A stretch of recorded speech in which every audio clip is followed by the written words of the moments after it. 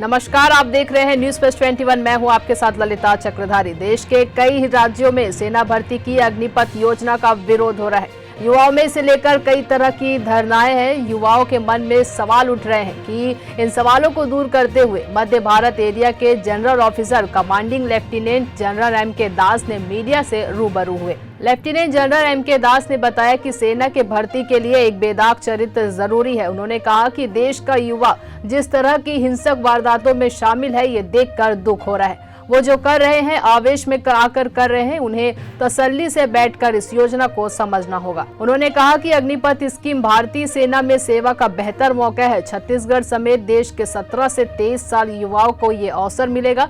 इसके लिए शैक्षणिक योग्यता 10वीं या 12वीं पास, इसमें परसेंटेज का नियम नहीं है। इसके तहत युवा 4 साल के लिए सेना में भर्ती होगा, उन्हें अग्निवीर कहा जाएगा। उन्होंने कहा कि फौज में रहना, खाना, कपड़े, इलाज वगैरह सब फ्री होता है। एक जवान के महीने में अधिकतम 5 से 6 हजार रुपए खर्च होते हैं। जो जवान अग्निपथ स्कीम से ज्वाइन करेंगे, उन्हें पहले साल 4.76 लाख का पैकेज, चौथे साल का 6.92 लाख पैकेज मिलेगा।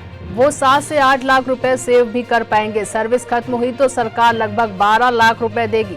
अब जिसने 17 साल की उम्र में अग्निपथ स्कीम के तहत सेना ज्वाइन की, उसकी सेवा 4 साल बाद यानी 21 की उम्र में खत्म होगी तो उसके पास लगभग 20 लाख की सेविंग्स होगी। पहली बात कि एक एडवेंचर, एक रोमांच जो एक वर्दी का होता है वो साफ नजर आता है। एक अलग किस्म की, हर किस्म के, चाहे पहाड़ी दिखा रहे थे, तालाब दिखा रहे थे, जंगल दिखा रहे थे, हर किस्म के इलाके में आपको काम करने का अवसर मिलता है। एक क्वालिटी ऑफ लाइफ या जो जीवन का स्तर होता है वो दूर से ही नज़र आता है। आपने बहुत कवर किया है सेनाओं को, वो एक वो आता है। और दूसरा लास्ट में जो इसमें बताया गया कि 4 साल के लिए एक अनुभव दिया जा रहा है।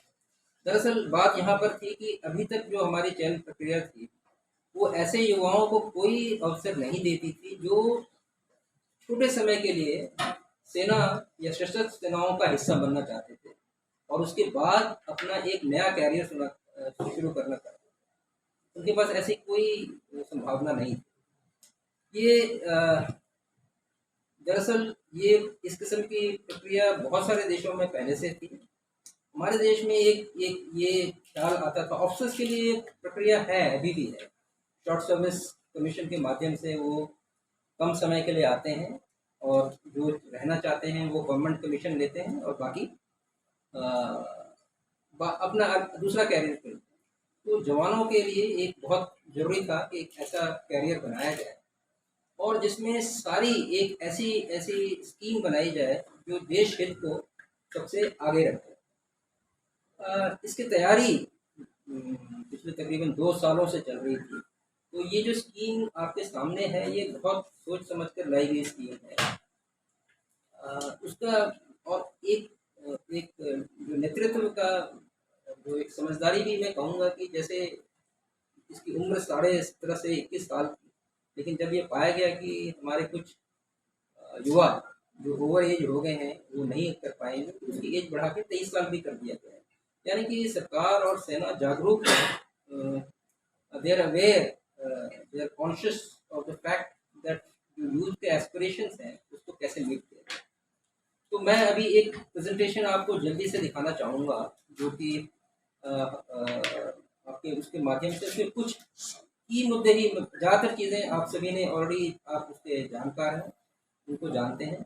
मैं चाहूँगा अपना ध्यान अगर इस प्रेजेंटेशन की तरफ ले जाएं थोड़ी देर के लिए, तो मैं अगले 5 मिनट में इसके सिर्फ मेन मुद्दे आपके सामने रखूँगा। मैं चाहूँगा कि अगर वो आपके माध्यम से आपके युवाओं तक, हमारे युवाओं तक पहुँच जाए। एक बार चाहूँगा कि मैं अपना ध्यान इस पुलिस के लिए, CAPF के लिए या किसी और संस्था के लिए, बल्कि अपना भी अगर एंटरप्राइजिंग है, अपना भी काम शुरू करना चाहता है तो उसके काबिल हो सकता है। नेक्स्ट तो एडवांटेजेस 3 हैं इसमें देखा जाए तो 3 एडवांटेज। पहला एडवांटेज क्या है कि आर्म फोर्सेस को क्या मिल रहा है, जैसे मैंने बताया कि एक पैन इंडिया ज़्यादा क्वालिफाइड, क्योंकि एक सिलेक्शन प्रोसेस पूरी इंडिया का होगा तो एक बेहतरीन सैनिक मिल रहा है। जो पर्टिकुलर सैनिक है उसके पास दोनों ऑप्शन मिल रहे हैं उसको कि वो एक कैरियर बनाना चाहता है या उसे अगले कहीं और जाना है, और देश को एक स्किल्ड यूथ मिल रहा है। तो तीनों एक तरह से विन विन सिचुएशन है अगर इसको ठीक से समझा जाए तो। आगे नेक्स्ट। तो ये इस स्लाइड में यही बात बताई गई है कि बहुत सारे आर्मीज में ये इस किस्म का सिस्टम है, लेकिन वो सिस्टम हमने जो बनाया वो इनसे बेहतरीन चीज़ें बेस्ट प्रैक्टिसेस लेकर अपना अग्निपथ स्कीम बनाया है। इसमें ज़्यादातर जो स्कीम है वो छोटे ट्रेनिंग कराती हैं, 10 हफ्ते की ट्रेनिंग करा के किसी सैनिक को भेज देती हैं, क्योंकि उनमें उनका मकसद ये होता है कि वो किसी तरह से ज़्यादा से ज़्यादा लोगों को अपनी सेना में भर्ती करना चाहते हैं, क्योंकि आबादी कम है। लेकिन हमारे पास वो समस्या नहीं है, हम बेहतरीन से बेहतरीन रिक्रूट अपने लिए चाहते हैं। नेक्स्ट।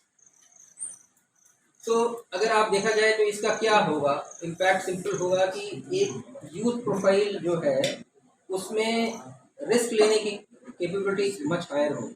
जो एक यूथ है, जो यंग एज वाला सैनिक आएगा, उसमें रिस्क टेकिंग एबिलिटी ज़्यादा है। और इसमें साफ ये पता चलता है कि अभी जो हमारे सैनिक की एवरेज एज 32 साल है, average age of a soldier is 32 years, it will come down to anything between 24 to 26 years. That means जो intake है, जो कि अगर आप ये मान के चलें जो intake आएगा हमारे पास वो much younger होगा, and therefore they will firstly they are qualified and secondly their risk taking ability is much higher.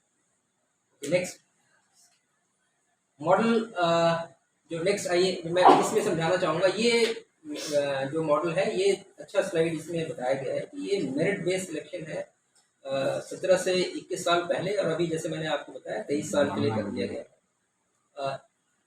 Initially उनको 4 साल के टर्म्स जिसमें तकरीबन 6 महीने की प्लस माइनस एक हफ्ता इधर उधर हो सकता है, ये ट्रेनिंग मॉडल पर उसको भर्ती किया जाएगा। उसमें से एट दी एंड उसमें ये जो चयन प्रक्रिया है, अगर मैं आपको अभी भी याद दिलाना चाहूँ,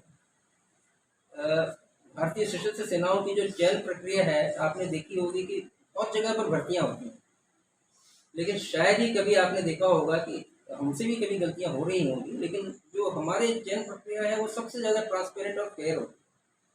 एक लड़का अरुणाचल में बैठा हुआ है, वो भी भर्ती हो जाता है, कहाँ से आया है, कहाँ से पहुँचा है, पढ़ा है, लेकिन वो क्वालिफाइड है, वो भी भर्ती होता है।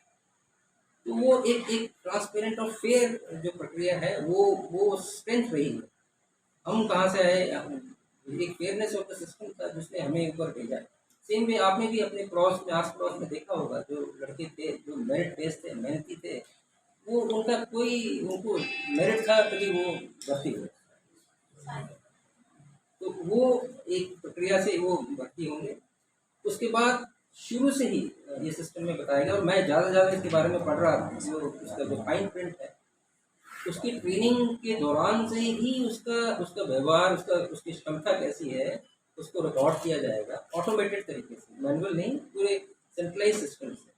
और उसमें से जो सबसे बेहतरीन 25% है उनको एक ऑप्शन दिया जाएगा कि आप अगर कंटिन्यू करना चाहते हैं तो आपका स्वागत है 4 साल के बाद। उसमें से हो सकता है मान लीजिए जो नंबर 1 है, 100-1000 की टुकड़ी लें, उसमें से एक नंबर 1 है, वो चाहता नहीं कि नहीं मैं नहीं रहना चाहता, मैं दूसरा कैरियर शुरू करना चाहता हूँ। तो एक 25वां पहले जो हम 25% यानी 250 ले रहे थे तो 251 तक चले जाएंगे, ऐसे करके बढ़ते जाएंगे, लेकिन हम मैक्सिमम 25% को रिटेन कर रहे हैं। लेकिन इसमें आप सब एडवांटेज मानिए कि सबसे बड़ा एडवांटेज क्या होगा, ये जो 1000 सैनिक की मैं बात कर रहा हूँ वो तकरीबन एक कंपटीशन की भावना से सभी बेहतरीन काम कर रहे हैं। एक भारतीय प्रणाली में एक कंपटीशन जब होता है आपस में, हमेशा होता है, वो स्कूल में होता है, कॉलेज में होता है, वर्क में होता है, कॉर्पोरेट में होता है, सेना में भी होता है, तो वो बेहतरीन काम करेंगे। और उसमें से एक अच्छा और एक और भी बात बताई गई कि हम इसमें ITI मॉडल से भी तैयार कैंडिडेट्स को देख रहे हैं, ताकि वो पहले से ही, जैसे मैंने बताया, टेक सेवी चाहिए हमें, जो तकनीक में ज़्यादा अच्छे हैं और वो बहुत अच्छा आगे काम करें। ऐसे ही जानकारी से लगातार अपडेट रहने के लिए देखते रहिए न्यूज़ प्लस 21, आपके हक की बात।